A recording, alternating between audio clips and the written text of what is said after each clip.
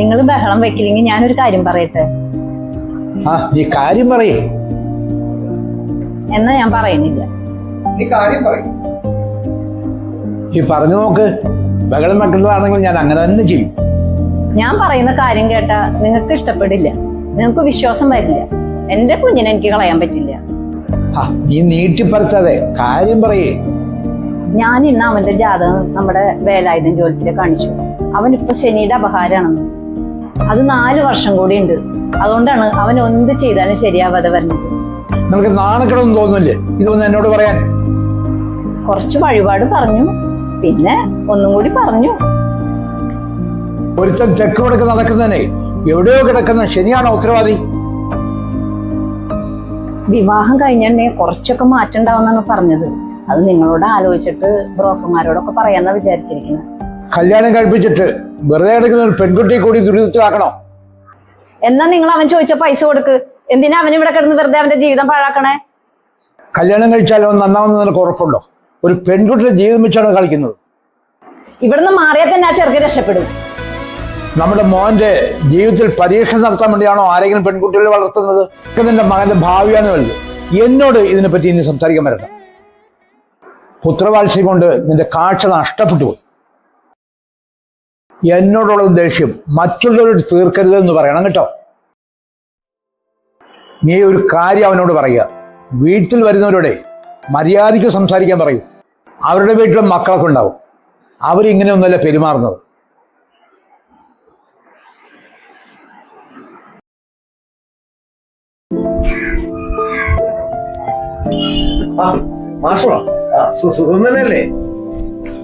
സുഗന്ധൻ രാജ്യത്തെ കടയൊക്കെ എങ്ങനെ പോകുന്നു? കിരണേ പുറത്തു പോയി നീ അറിഞ്ഞു കാണുമല്ലോ. ഞാനിപ്പോ വന്നതേ അവിടെ ചെന്നിട്ടേ കുറച്ചുനാൾ അവൻ വിളിച്ചിരുന്നു. ഇപ്പൊ അവന്റെ വിളിയൊന്നുമില്ല. ഇതിൽ നിന്ന് അങ്ങോട്ട് വിളി കിട്ടുന്നില്ല. എന്താന്ന് നോക്കിക്കേ. മാഷ ഇതേ ISO ചാർജ് ചെയ്തിട്ടില്ല. ISO ചാർജ് ചെയ്താൽ മാത്രമേ വിളിക്കാൻ പറ്റുള്ളൂ. ഞാനത്ര ആലോചിച്ചില്ല. ചേട്ടാ ഇയർഫോൺ ഉണ്ടോ? ഉണ്ട്. വില എത്രയാ? നോക്കട്ടെ. മോൻ എവിടത്തെയാ? ഞാൻ കമലാനിവാസിലെ ബിനുവിന്റെ മോനാണോ? ഓ അത് ശരി. അച്ഛൻ എവിടെയാ? ഗൾഫില്. അച്ഛനേക്ക് വിളിക്കാറുണ്ടോ? ഇത് കണ്ടോട് സംസാരിക്കാൻ. ഓ വീഡിയോ കോൾ ചെയ്യുമായിരിക്കും അല്ലേ? ഈ ഫോൺ ആരുടെ? ഓ അത് ശരി. ഇയർഫോൺ ഞാൻ പിന്നെ വാങ്ങിച്ചോളാം. വില അറിയാൻ വന്നതാ. ശരി ശരി. മാഷ ഫോൺ തന്നേ.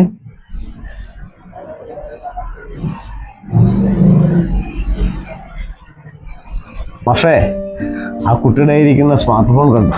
അത്ര ഒരു ഫോൺ മേടിക്കാമെങ്കിൽ കിരണിനെ കണ്ടുകൊണ്ട് വിളിക്കാം, സംസാരിക്കാം. ഓ അതിന്റെ രീതിയൊന്നും എനിക്ക് അറിയില്ലല്ലോ. പിന്നെ പുത്തൻ സംസ്കാരത്തോട് എനിക്കൊരു താല്പര്യമില്ല. പക്ഷെ നീ ഇപ്പൊ പറഞ്ഞില്ലേ അവനെ കണ്ട് സംസാരിക്കാം. അങ്ങനെയാണെങ്കിൽ ഒരെണ്ണം വാങ്ങാം. 2 ദിവസം കഴിഞ്ഞ് വരാട്ടോ. ശരി മാഷേ, ഇതിപ്പോ ഞാൻ തൽക്കാലം ചാർജ് ചെയ്ത് തരാം. ഇതിപ്പോ ISO ചാർജ് ചെയ്തിട്ടുണ്ട്. ഇനി വിളിക്കാം. എത്രയായിടോ? അതൊന്നും വേണ്ട മാഷേ. അവൻ ഇവിടെ കിരൺ ഇവിടെ പാർട്ണർഷിപ്പ് ചേർന്നപ്പോൾ മാസ്റ്ററുടെ കയ്യിൽ നിന്ന് മുടക്കിയ പണത്തിന്റെ നഷ്ടം എന്താണെന്ന് എനിക്കറിയാം. അതുകൊണ്ട് ഈ പൈസ ഒന്നും വേണ്ട.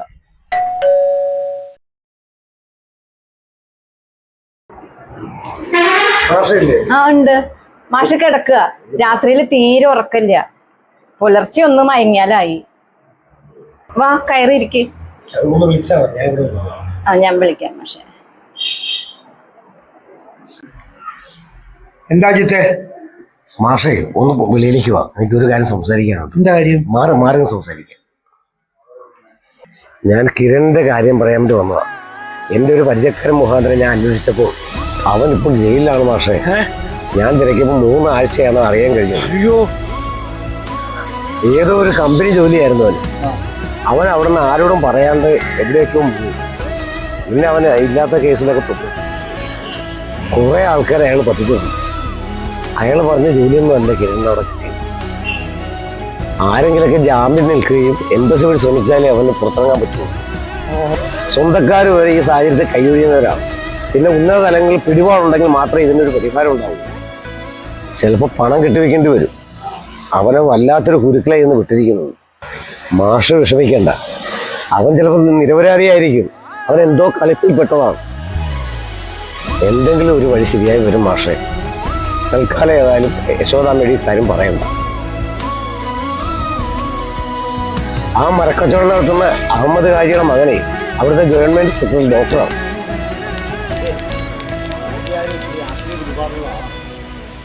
മാഷൊക്കെ എപ്പോഴാണ് സൗകര്യം വെച്ചാൽ എന്നോട് പറഞ്ഞാൽ മതി. നമുക്ക് അവിടെ പറയുന്നത് അല്ലെങ്കിൽ വേണ്ട, നമുക്ക് ഇപ്പം തന്നെ പോയേക്കാം. മാഷ് പോയി ഡ്രസ്സ് മാറിക്കൊണ്ട് പോവാം.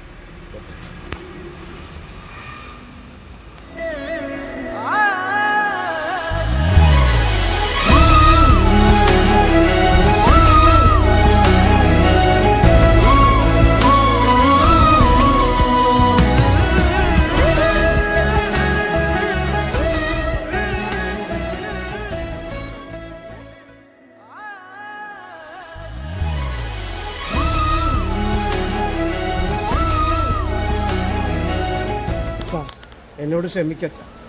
എൻ്റെ അച്ഛനോട് ഞാൻ ഒരുപാട് തെറ്റ് ചെയ്തു. അതിനെല്ലാം ഞാൻ ഇന്ന് അനുഭവിച്ചു അച്ഛ.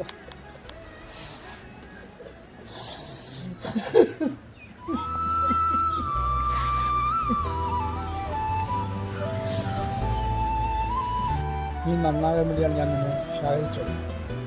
ശപിക്കാനൊന്നും ആയില്ല മോനെ. അമ്മേ, ഞാനവിടെ പട്ടിണി കിടന്നു, ജയിലിൽ കിടന്നു.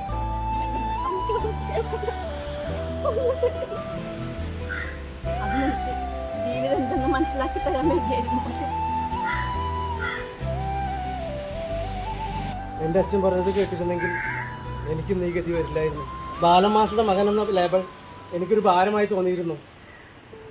പക്ഷെ വേറൊരു രാജ്യത്ത് എൻ്റെ അച്ഛനെ എത്തിപ്പിടിക്കാൻ പോലും പറ്റാത്ത സ്ഥലത്ത് നാട്ടുകാരുടെ ഇടയിൽ ഞാനൊരു പരിഹാസപാത്രവുമായി. നീ അങ്ങനെയൊന്നും ചിന്തിക്കരുത്. നിനക്കിപ്പോൾ മനസ്സമാധാനമായിട്ട് ആവശ്യം. അമ്മ ഇവനകത്തേക്ക് വരും.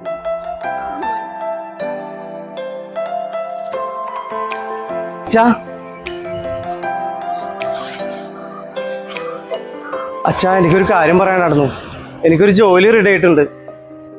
ഒരു വണ്ടി മേടിക്കണവരെ അച്ഛൻ്റെ സൈക്കിളൊന്നും എടുത്തോട്ടെ. ഞാൻ നിന്നോട് സംസാരിക്കാനിരിക്കായിരുന്നു. നമ്മൾക്കേ ഇവിടെ അടുത്ത ഒരിട വരെ പോവാം. നീ ഒരുങ്ങിയിട്ട് വാ. ഞാൻ ഡ്രസ്സൊന്ന് മാറട്ടെ. ശരി. ആ സുധാകര, മാഷേ, വരൂ വരൂ വരൂ.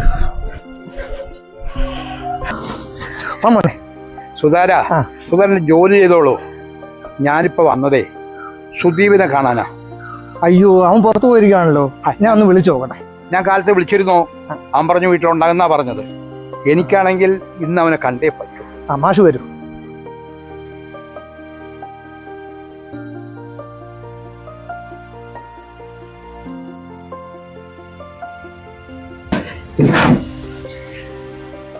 മോനെ ഇരി. മോനെ സുഖമല്ലേ എനിക്ക്? അതെ സുധാകരേട്ടാ.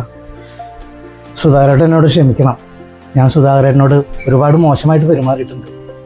ഒന്നും മനസ്സിൽ വെക്കരുത്. ഇതൊന്നും സാരമില്ല മോനെ. ശരിക്കും എന്താ അവിടെ സംഭവിച്ചത്? സത്യപാലന ഒരു ചതിയാനാണെന്ന് സുധാകരേട്ടാ. പറഞ്ഞ ജോലിയോ ശമ്പളമോ കിട്ടിയില്ല. വിസയും തട്ടിപ്പായിരുന്നു. അങ്ങനെ ഞാൻ ജയിലുമായി. പിന്നെ മലയാളി സമാജത്തിന്റെ സഹായം കൊണ്ട് ഞാൻ നാട്ടിലെത്തി. മാഷേ, ഒരുപാട് നേരെ വന്നിട്ട്. ഞാൻ വണ്ടി സർവീസിന് കൊടുത്തിരുന്നു. അത് വാങ്ങാൻ പോയതായിരുന്നു. അവിടെ ഭയങ്കര തിരക്കായിരുന്നു. അതാ വൈകിയത്.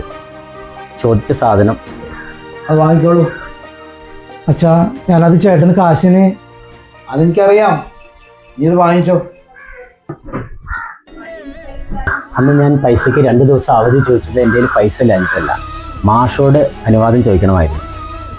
മാഷാണ് ആ പൈസ തന്നത്.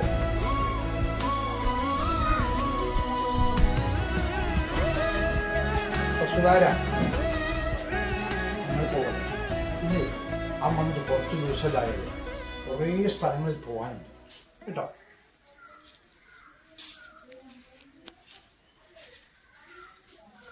സുധീപേട്ടാ, ഞാൻ സുധീപേട്ടനോട് ഒരുപാട് തെറ്റ് ചെയ്തിട്ടുണ്ട്. എന്നോട് ക്ഷമിക്കണം. കിരണ് സാരല്ല. കിരണ് ഞാൻ എന്റെ സഹോദരനെ മാതിരി വിചാരിച്ചിട്ടുള്ളൂ. സാരല്ല. ഉരുൾപൊട്ടലില് എല്ലാം നഷ്ടപ്പെട്ട് സുധാകരനും മോഹനും ഇവിടെ വന്നപ്പോഴേ അവർക്ക് ഒന്നും ഉണ്ടായിരുന്നില്ല. സുദീപ് അന്നേ കൊച്ചു പയ്യന. നമ്മൾ കൊടുത്ത ഭൂമിയിൽ സുധാകരൻ കൃഷി ചെയ്ത് ഇന്ന് ഈ കാണുന്ന മുഴുവനും സ്വന്തമാക്കി. സുദീപിനെ നാട്ടിലൊരു ജോലിയുണ്ട്.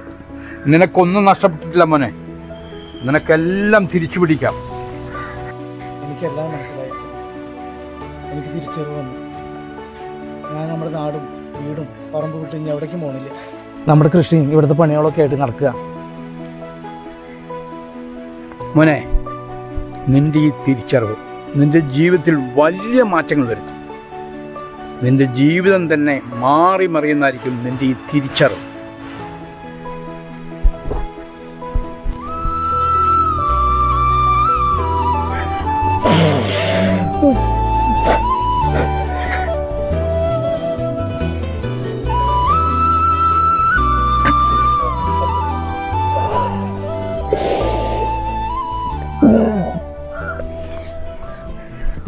പോവാ.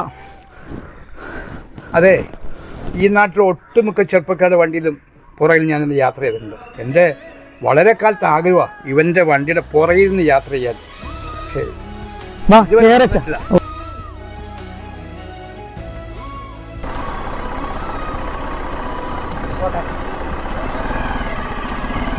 ഇല്ലടാവേ.